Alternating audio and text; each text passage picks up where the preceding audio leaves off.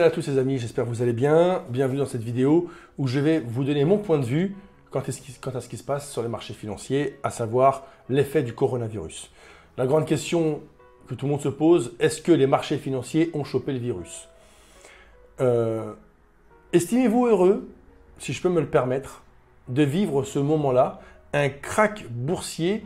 Il n'y en a pas eu tant que ça pour que vous puissiez vous estimer avantagé de pouvoir le vivre, l'observer, l'analyser, le comprendre et pour que demain, éventuellement, vous puissiez en parler. Beaucoup de personnes aujourd'hui n'ont jamais connu ça, donc automatiquement sont dans l'interrogation en se disant que va-t-il se passer? Est-ce que les marchés vont s'en remettre? Est-ce que c'est la fin du capitalisme? Est-ce que c'est la fin du trading en général? Est-ce que après le coronavirus, les marchés financiers ont peut-être le cancer général? Or, c'est génial parce que c'est dans ce moment de panique, c'est dans ce moment où tout le monde crie au feu que beaucoup de traders professionnels gagnent le plus d'argent. C'est lorsque vous avez des crachs boursiers que certains s'en mettent plein les poches. Pourquoi? Parce que vous avez ce qu'on appelle un vent de panique. Tout le monde vend tout, tout le monde lâche ses actions, tout le monde crie au loup et tout le monde s'envole avec la poudre d'escampette, comme on dit. Moi, je vais vous dire ce que j'en pense parce que mine de rien, nous avons matière à pouvoir comparer. Nous avons 2008 qui était juste derrière nous. Aujourd'hui, il s'est passé plus ou moins la même chose en 2008. Donc, on a matière à pouvoir comparer. Pourquoi? Parce qu'avant 2008, ça remontait à bien plus longtemps que ça. Et je n'étais pas du tout sur les marchés financiers. 2, je n'ai pas eu l'expérience me prétend pouvoir vous en parler. Mais 2008, j'y étais. Par contre, 2008, j'étais comme vous. Je regardais des vidéos, je lisais, je m'instruisais et d'ailleurs, j'étais loin de m'imaginer que 12 ans plus tard, je serais là à faire une vidéo pour vous expliquer mon point de vue sur le coronavirus. Si on m'avait dit, j'y aurais pas cru. Alors, en 2008, si je peux me permettre de le comparer, c'était beaucoup plus violent.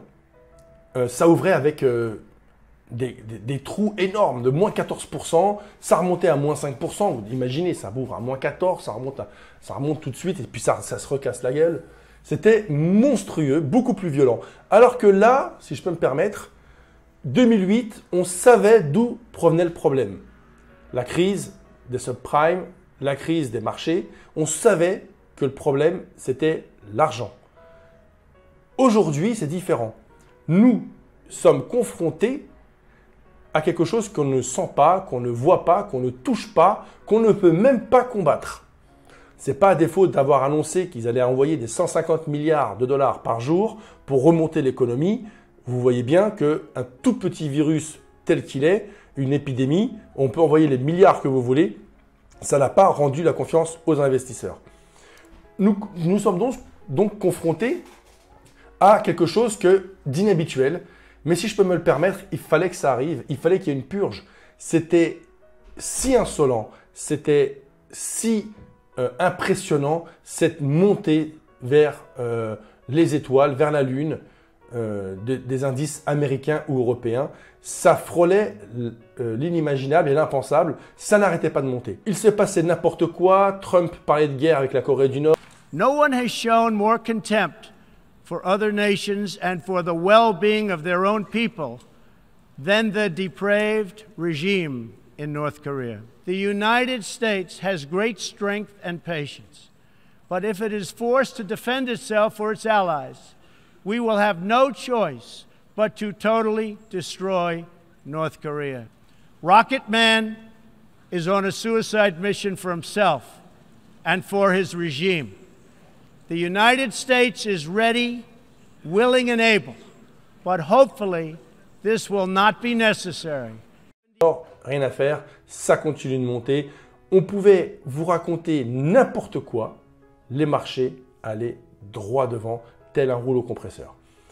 Alors c'est sûr que pour quelqu'un comme moi, qui suis beaucoup plus acheteur que vendeur, eh bien, écoutez, j'étais dans mon terrain, je me sentais bien, et quoi qu'il arrive, j'étais super optimiste.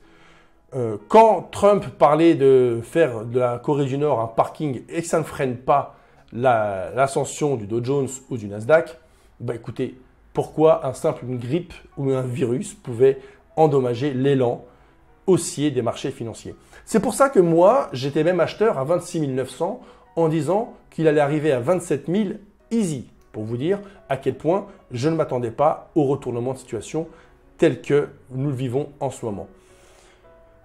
La grande question est de se dire, quand est-ce que ça va s'arrêter? Il y en a pour combien de temps? Parce que vous le vouliez ou non, au fond de vous, vous savez très bien que ça va repartir et vous savez très bien que ce n'est pas la fin du monde et vous savez très bien qu'un vaccin va te sortir. Pourquoi? Parce que les hommes d'État aujourd'hui en sont contraints et forcés de vous annoncer et de vous rassurer. De là provient le problème.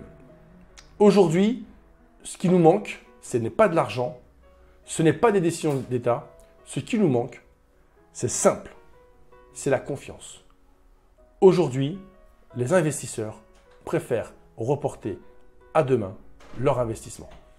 À partir du moment où vous reportez à demain votre achat pour votre télé, à partir du moment où vous reportez à demain l'achat ou l'investissement sur quoi que ce soit, eh ben, le vendeur de télé va reporter à plus tard l'achat de sa voiture.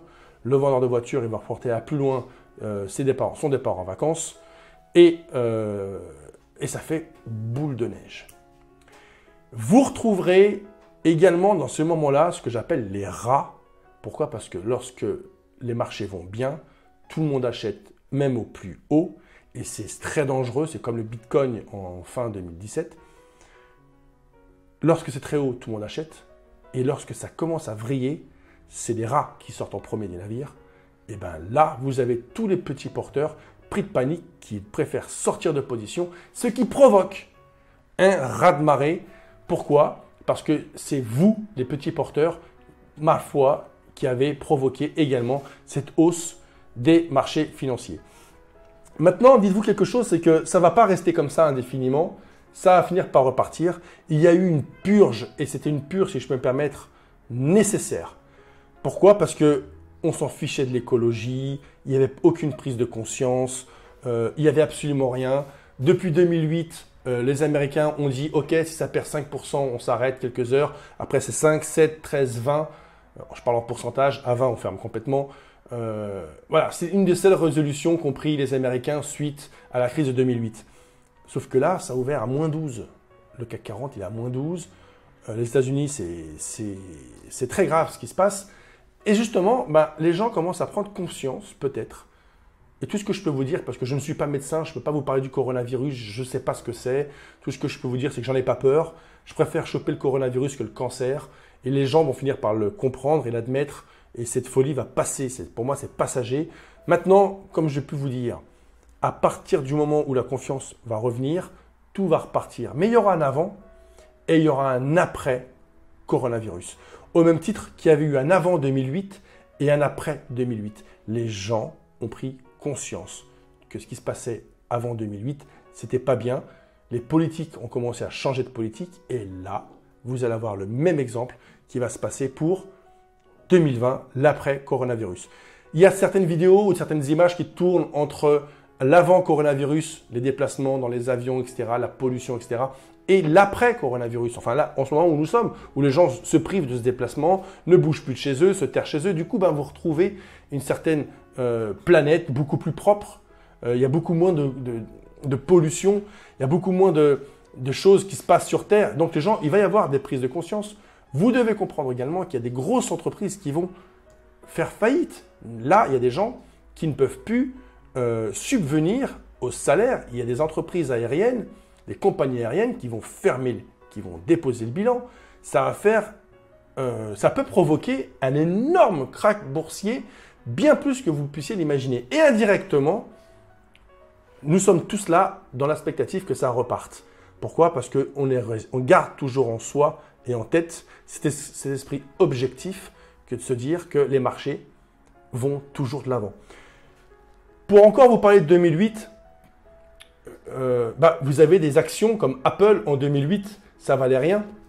Enfin, quand je dis que ça valait rien, c'est que par rapport à aujourd'hui, ça valait absolument rien. Ouais, je vais vous le montrer. Alors, Apple, en 2008, ça valait 5 $. Maintenant, ok, Apple, c'est peut-être trop pour vous. Vous n'avez peut-être pas envie de parler d'autre chose. Le Dow Jones, parce qu'il est là, en 2008, il était à peine 10 000 points. Le Nasdaq, si je vous le disais, vous n'allez même pas y croire, il frôlait les 2000 points. Regardez, ce qui s'est passé depuis 2008. Et 2008, c'est hier, hein, c'était il y a 12 ans. Ben, entre 10 000 et presque 27 000 points, celui qui a acheté en pleine crise de 2008, aujourd'hui, il n'est pas du tout en crise. Celui qui a acheté Amazon en 2008, ça valait 55 $, quand Amazon en 2020 en vaut 1700 à l'heure où je vous parle. Pareil pour le DAX. Le DAX, dans les années 2008, ça valait à peu près 6 000 points, quand vous voyez qu'il est monté à près de 15 000.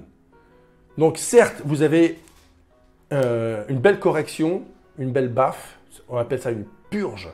C'est une purge, c'était nécessaire.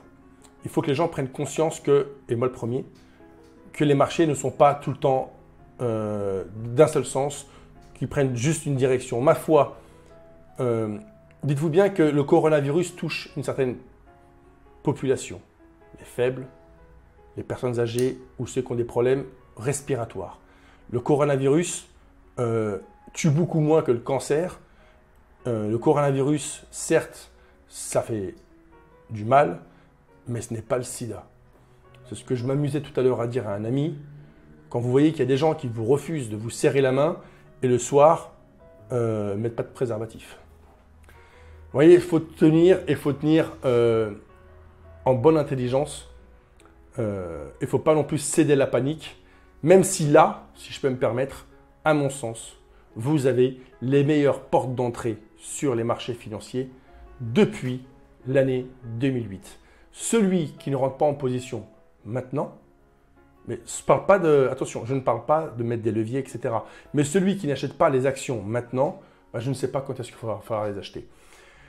Si je peux me permettre de vous donner un conseil, même si j'en ai pas le droit et j'aime pas ça, parce que je suis personne pour vous le dire, mais aujourd'hui, ceux qui ont un petit capital, éloignez-vous des marchés financiers. Attendez d'avoir la confirmation, écoutez à la télé que c'est bon, c'est résolu.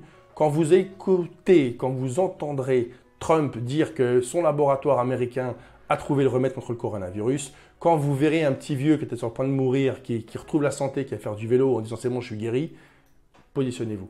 En attendant, restez spectateur, observez, apprenez, emmagasinez ces expériences et c'est que bénéfique pour vous, car si vous avez survécu à ce krach boursier, quand ça va aller beaucoup mieux, je vous laisse imaginer le niveau que vous aurez. Bonne soirée, merci d'avoir écouté cette vidéo. Vive la France et vive la République. Merci, au revoir.